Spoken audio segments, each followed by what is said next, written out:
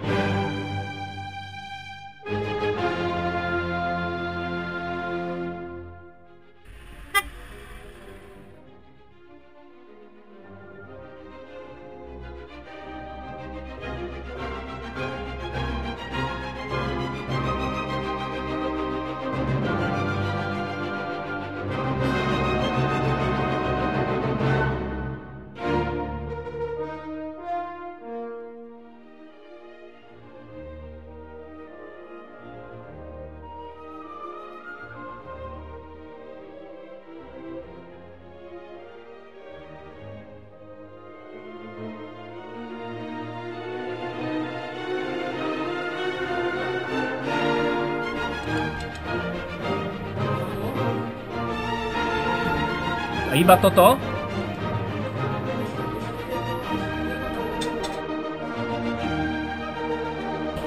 On je tu hneď vedľa neho. Hľadám fixu. Chýbajú mi fixy. Aké máš pocity? Idem si to odkontrolovať telefón, či mi nikto nevolá, nevyťahá. Vyťaháte to? Bojíš sa? Bol si šikovný však? Teším sa. Bratislava.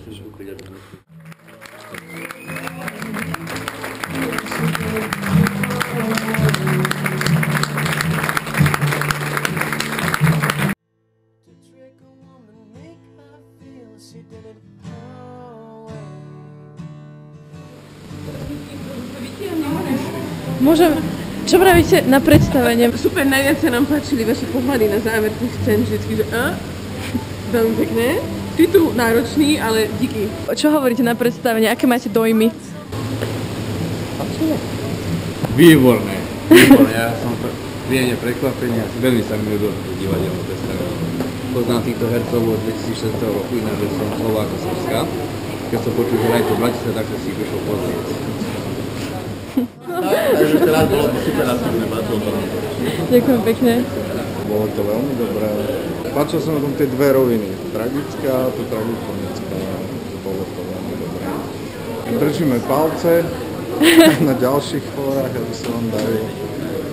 Čo je dobré, môže ísť do sveta. Trošku drsné, ale dobré.